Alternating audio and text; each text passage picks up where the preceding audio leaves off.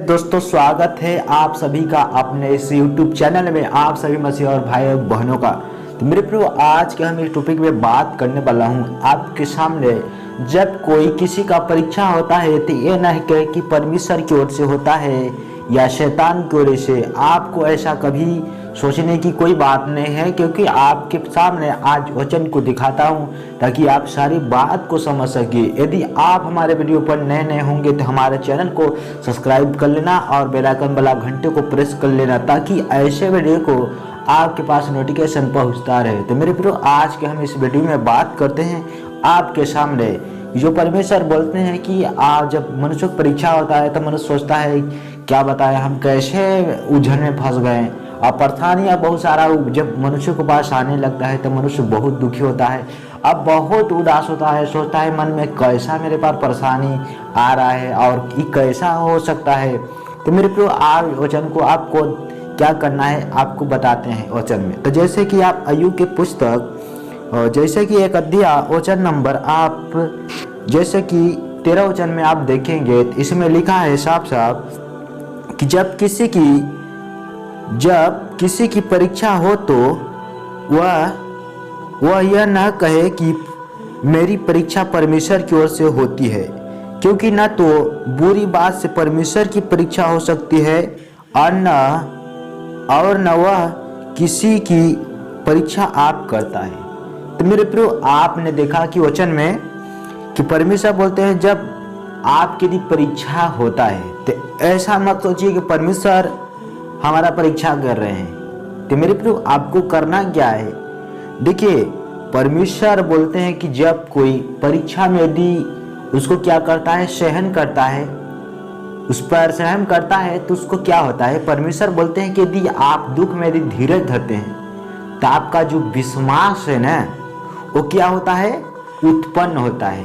मेरे प्रियो, जो विश्वास है आपका परमेश्वर प्रभु यीशु मसीह पर, तो आपका जो विश्वास है वो विश्वास आप पर उत्पन्न होता है, ताकि तभी आपको चलेगा पता कि हम प्रभु यीशु मसीह पर विश्वास करते हैं और सारे संसार पीछे चल गया और हमें परमेश्वर के पीछे चलना है, न कि हमें संसार के पीछे। तो मेरे प्रियो, आप जानिए और मैं आपको वचन को दिखाता हूँ। जैसे कि इब्रानियों की पुस्तक 12 अध्याय वचन नंबर 5 से लेकर हम आपको 8 वचन तक इसे आपके सामने रखता हूँ। 5 से 8 वचन तक आप भी नोट कर लेना, ताकि आप भी इसको पढ़ के और आप समझ सकते हैं। तो जैसे कि लिखा है कि और तुम उस उपदेश को जो तुमको पुत्रों के समान दिया जाता है भूल गए हो। हे मेरे पुत्र, प्रभु की ताड़ना को हल्की बात न जान, और जब वह तुझे घूरके तो साहस न छोड़। तो मेरे प्रियो, आप जब वचन में इसको देखते हैं तो परमेश्वर बोलते हैं कि आपको जो परमेश्वर का जो वचन है आपको एक उपदेशक की तरह दिया गया है, एक पुत्र के समान दिया गया है कि आप वचन को कुछ भूलते हैं। इसीलिए आपको परमेश्वर क्या बोलते हैं, आपको जब ताड़ना मिलता है ना, तो आपको क्या करना है, आप इसे हल्की बात मत समझिए, क्योंकि आपको परमेश्वर आपको सीख दे रहे हैं कि आपको गलत चीज़ों पर नहीं ध्यान करना है और गलत मार्गों पर नहीं चलना है, ऐसे लोगों को संगति नहीं करना है। इसका मतलब ही हमें बताया जाता है कि आप उसे परमेश्वर का ताड़ना को हल्की मत समझिए। और आप परमेश्वर जैसे कि यहाँ बताते हैं कि जब आपको घुड़क रहे हैं तो आपको सांस नहीं छोड़ना चाहिए। यदि आपकी परेशानी, यदि आपकी विपत्ति कैसे भी आ रही है, लेकिन आपको प्रभु यीशु मसीह पर विश्वास करके रखना है। क्योंकि मेरे प्रियो, आप जानते हैं कि जब कोई परमेश्वर पर, प्रभु यीशु मसीह पर यदि सच्चा यदि विश्वास करता है ना, उसकी परीक्षा 100% होता है। क्यों? क्योंकि उसको परखा जाता है कि किधर जाता है। मेरे प्रियो, आप तो जानिए परमेश्वर आपको परखेंगे तभी आपको भी पता चलेगा कि आप कैसे हैं और कैसे मार्गों पर चलते हैं। और लिखा है क्योंकि प्रभु जिससे प्रेम करता है उसकी ताड़ना भी करता है, और जिसे पुत्र बना लेता है उसको कोड़े भी लगाता है। क्या करते हैं परमेश्वर? यदि आप परमेश्वर के प्रभु यीशु मसीह के यदि आप पुत्र हो गए, परमेश्वर के पुत्र हो गए आप, तो आपको क्या हो सकता है? ताड़ना भी मिल सकती है कि आप गलत की ओर कभी मत जाना। हाँ, इसीलिए आपको ताड़ना होती है, बस यही बात है। और परमेश्वर बताते हैं कि जिसको आप पुत्र परमेश्वर प्रभु यीशु मसीह बना लेते हैं ना, तो उसको कोड़े भी लगाते हैं। ऐसा बात है ना, कोड़े भी लगाते हैं, आपको कोड़ा भी सहना पड़ेगा, तभी आप परमेश्वर के पास राज्य में जा पाएंगे। ऐसा नहीं है, परमेश्वर का राज ऐसे नहीं मिल सकता है, क्योंकि आपको दुख भी उठाना है। ऐसा नहीं है कि हमें विश्वास भर करना है, हमें उसके साथ साथ दुख भी उठाना है। और लिखा है, तुम दुख को ताड़ना समझ कर सह लो। परमेश्वर तुम्हें पुत्र जानकर तुम्हारे साथ बर्ताव करता है। वह कौन सा पुत्र है जिसकी ताड़ना पिता नहीं करता? ऐसा कौन है कि जो अपने पुत्र को ताड़ना नहीं करता? ऐसा कोई भी नहीं है।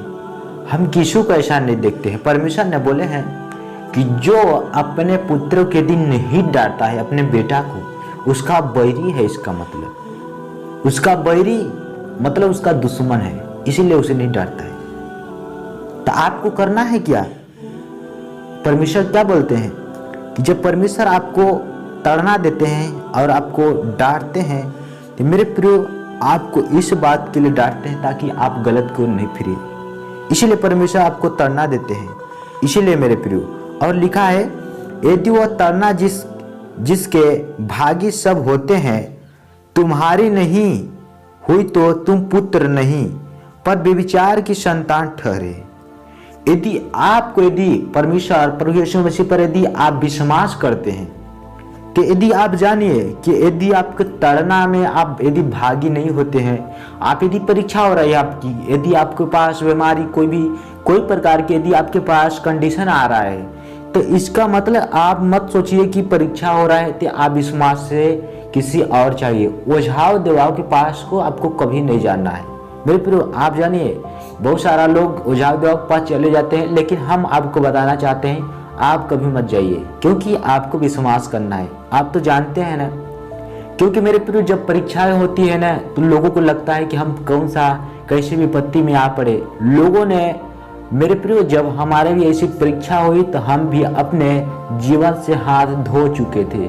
हमें आशा नहीं थी कि आज हम दुनिया में आज ऐसे हैं जैसे आपके सामने उपस्थित में हूँ मेरे प्रियो।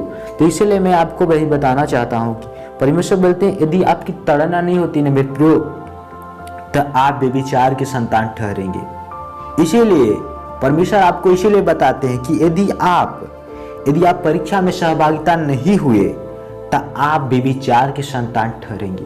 यदि आप ओझाव और देवाओं के पास चले गए, तो मेरे प्रियो आप जानिए कि पतरस ने जब यीशु मसीह ने अपने विषय में भविष्यवाणी की, किसके बारे में?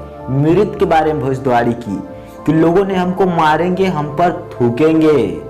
तो उस समय पतरस ने कहा कि हे गुरु, ऐसा परमेश्वर न करे।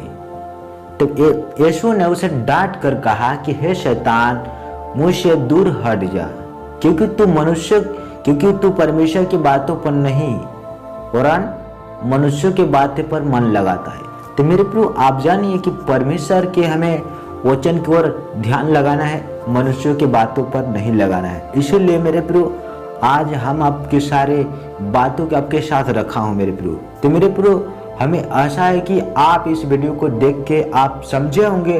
तो मेरे प्रियो समझे होंगे तो आपसे मेरा रिक्वेस्ट है कि आप यदि हमारे चैनल में आए होंगे तो चैनल को सब्सक्राइब करते जाइएगा, और यदि वीडियो पसंद आएगा तो लाइक भी कर दीजिएगा। तब तक सभी से विदा चाहता हूँ। सभी को गॉड ब्लेस यू।